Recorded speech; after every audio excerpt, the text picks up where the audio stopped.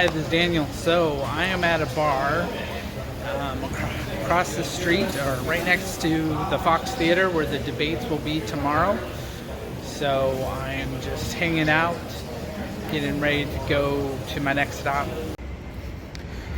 Hey there. So I am in the mean streets of Detroit right now. It is the morning of debate night, but not for Andrew Yang, just for the other people. It is Tuesday, and so Marianne Williamson is gonna debate tonight. So I am walking to the Fox Theater just to see.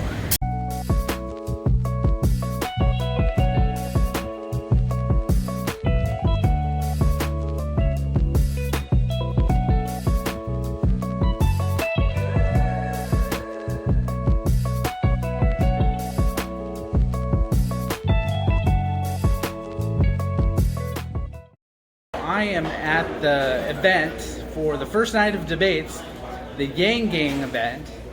So, not at the Fox Theater. It's a ways away because, you know, everybody has pretty much sold out the strip by the Fox Theater. So this is a tech company that they're meeting at, and the Yang Gang is here.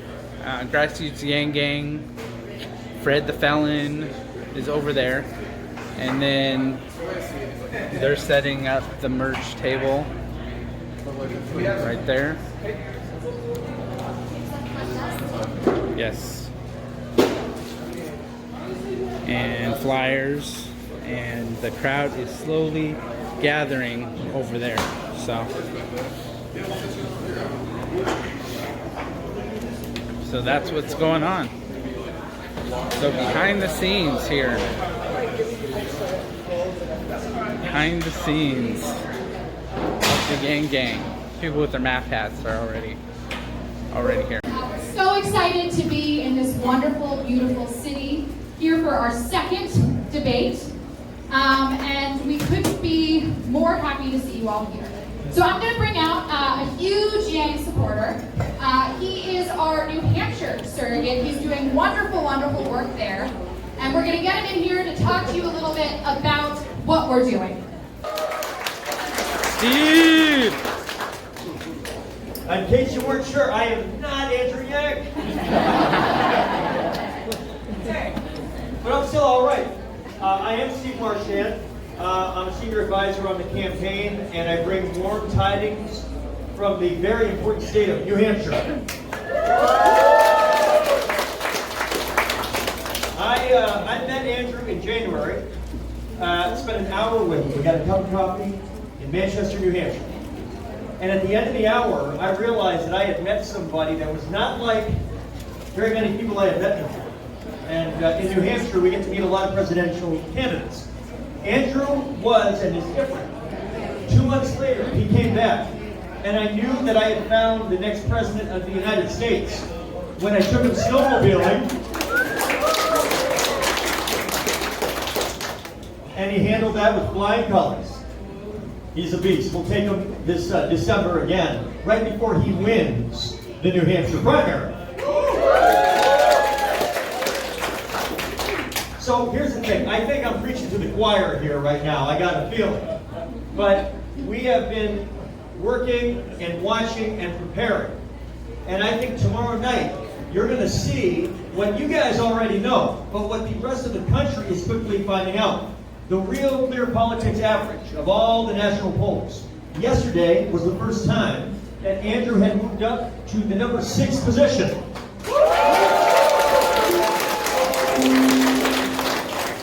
Sound that plays when you get to the 6th place position.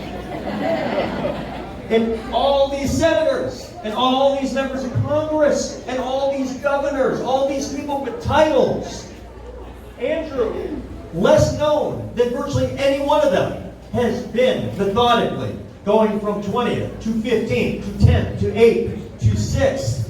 And there is a saying that I think applies to the top 5 names, the 5 names that the media dominate their attention on, the 5 names that Andrew is now looking right at. And it's this: the message you and me and New Hampshire and Iowa and Michigan and South Carolina, that we're all going to send is this: objects in your mirror may be closer than they appear.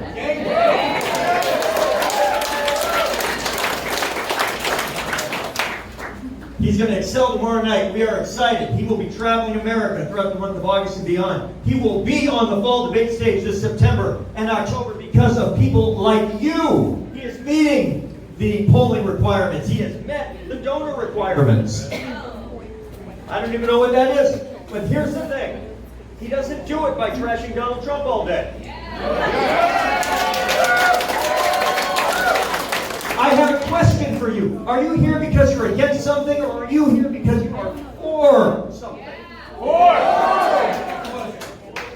Do you believe we can be a country that has to be the worst of what we've been or the best of what we are capable of being?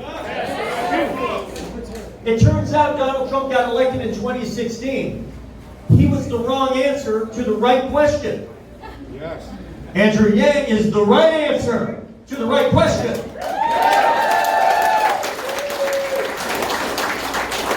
And whether you voted for Donald Trump or Gary Johnson or Jill Stein or Hillary Clinton, or you didn't vote last time because you didn't think you had something to be for in 2016, the message is out. The data are clear. We have done the math. Yes. We have something to be for in 2020. America's going to see it in action again tomorrow night. We're lucky to see it in action all the time in New Hampshire and in Iowa and the other early states. But enough about that, and enough for me, because right now you get to hear it firsthand. Because of you, you get to see the next president of the United States, ladies and gentlemen, Andrew Yang!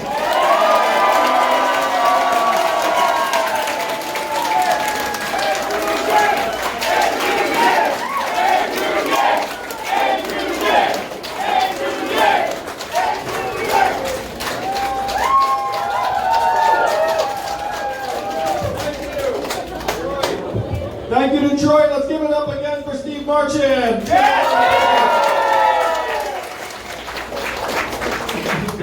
Everywhere I go, Russell. Yeah. It's so great. This morning I went to play some basketball at the YMCA, and what did I see? I saw a math sign right on the lamppost. I was like, I love the Yang everywhere we go. So, Steve, if you don't know, Steve ran for governor in New Hampshire. Yeah, governor of New Hampshire this past cycle, and he's been one of the key people that's gotten us up to 5% in New Hampshire. There's so many people in New Hampshire who said, if Steve is for Andrew Yang, I need to watch Andrew Yang in action. And so the crowd started getting bigger, and you can see why Steve's such a leader in that state. And here in Michigan, it's phenomenal to be back. I've been coming here every year since 2010. And the first time I came was just as the city was descending into bankruptcy. And there's a lot of extremes in the way Detroit gets depicted in the media. It's either like, oh, it's all awesome, or it's all, the opposite of awesome. But the first time I came to Detroit, that time I was blown away by how rough it was, frankly, heading into bankruptcy, and the progress this place has made. 2010, 11, 12, 13, 14, come back every single year. And it's many of you that have helped rebuild this city. Just want to shout out to the folks who helped make Detroit what it is today. Thank you all so much. As the field constricts, a lot of the energy that was going to many of the other second-tier candidates is going to come right here. Because of the folks who are attracted to these other candidates that are then now going to be dropping out, a lot of them are looking for an alternative to the front runners. And guess who's going to be the primary alternative to the front runners in the fall? This guy. So this is a plan, but we could not do it without you. Thank you. Particularly thank you to people who come in from out of town. Raise your hand if you came in from out of town. Yeah. Look at this. Give a round of applause.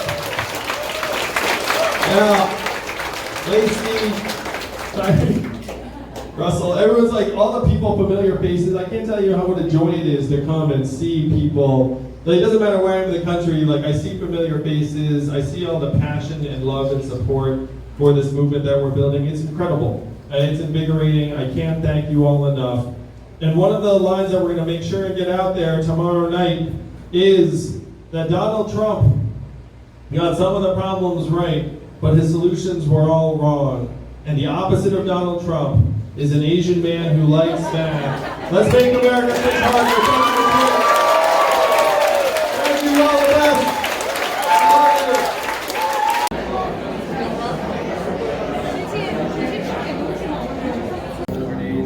So this is the crowd left to watch the debate. Nobody hardly on this side. We just had the national anthem, and we got the people that are left.